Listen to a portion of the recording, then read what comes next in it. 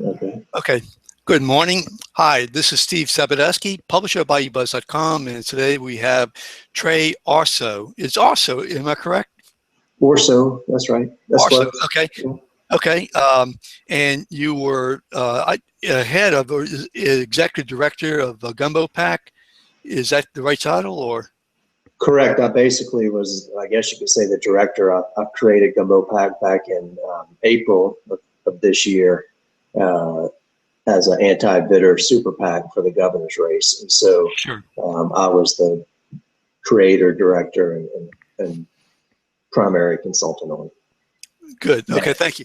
And your firm that you do in the real world is Ourso Baychok. Is That's that correct? correct. Okay. Yeah, that's correct. I work with a guy named Michael Baychok, and we do political campaigns throughout the country. Oh, okay. Terrific. Why don't you, if you don't mind, give us a little background about what Ourso Baychok does? Okay, we're a Democratic political consulting firm. We primarily do direct mail and general consulting, strategic consulting, messaging, targeting, and we work for campaigns throughout the country, from United States Senate and governor all the way down to just about anything you can imagine. We've done a lot of work in the last 10 or 12 years with legislative caucuses throughout the country, in Maine and Kansas and Missouri and North Carolina and many states like that. And of course, we're based here in Baton Rouge, Louisiana, and so we have a pretty good book of business in Louisiana that we've kept over the years. Sure, absolutely. So the land of politics, Louisiana. Right. Really. So tell us about Gumbo PAC. People have no idea what Gumbo PAC was until the I guess maybe spring of 2015. That's so. Why don't you give us the beginnings of it? Yeah. Well, obviously, when the year started, David Vitter looked pretty inevitable that he was going to become governor. There are lots of folks who are upset about that, and we're concerned about it, and we're trying to figure out exactly what to do. And so we formed Gumbo PAC, which is a super PAC whose primary purpose was to do whatever we could to make sure that Vitter would not be elected governor.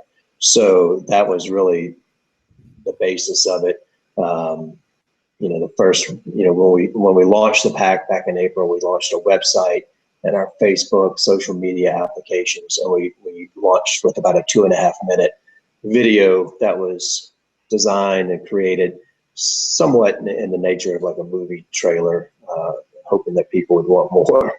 And so we launched that and targeted that video through some digital targeting throughout the state.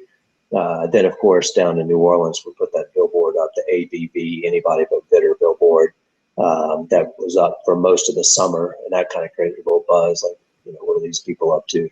And then primarily, the summer was pretty much a slow grind. We were trying to raise money, we were trying to raise awareness, we were trying to work with the earned media to in some way recreate or resurrect, I should say, the Vitter's prostitution scandal, and just try and chip away at this aura of inevitability that he had, that everybody just thought he would be elected governor. So that's basically what we were doing. I mean, certainly, I for one, and I think just about anybody involved in this industry and following politics in Louisiana, thought that David Vitter was inevitable winner, that he would be the next governor. Why don't you take us through in terms of what type of advantage he had going into the year 2015? Well, we've always marveled at David Vitter. He's been a remarkable politician throughout his career.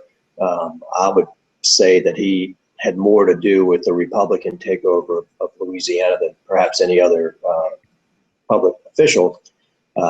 Through over the years, his committee for a Republican majority, he helped swing both the state House and the state Senate to the Republicans. He helped get people elected to Congress. And he was really the primary architect behind the defeat of Mary Landrieu with Congressman Bill Cassidy in 2014. And he had really set it up. Basically, there was really one final thing to happen for a complete conquest, I could say, of Louisiana by the Republicans, and that was to get himself elected governor. And as we entered 2015, coming off of the Senate race in 2014, it really looked like everything was set up exactly the way he wanted it and needed it to be. His poll numbers were very good. We all assumed that between his campaign and his Super PAC, the Fund for Louisiana's Future, they were going to have more money than really all the other candidates combined. The field against him didn't seem to be shaping up really strong. I mean, at the time, the conventional wisdom, so to speak, was that Governor-elect now, Jon Bel Edwards, probably would not be able to mount that big of a campaign. Nothing against him personally, but he came from Meet Louisiana. He was a member of the state house. He didn't have very high name recognition. He had not raised a ton of money. But more importantly, just the historical voting trends and voting patterns of Louisiana over the last 10 and 20 years made it seem really highly unlikely that a relatively unknown state representative from Meet Louisiana was going to knock off David Vitter for governor. And so everything really was stacked in Vitter's favor. As long as both Darden and Angel were running from the right or as Republicans, those two guys really throughout the entire election sucked the oxygen out of each other. Neither of them was ever really able to move a bunch. There might have been room on the other side of Vitter for one of them, but there was not room on the other side of Vitter with both of them in the race. And mathematically, it almost made it impossible for those guys to get past Vitter into the runoff. And as you know, throughout all of 2015, David Vitter wanted Jon Bel Edwards in the runoff, and Jon Bel Edwards desperately wanted David Vitter in the runoff. And they both got exactly what they wanted.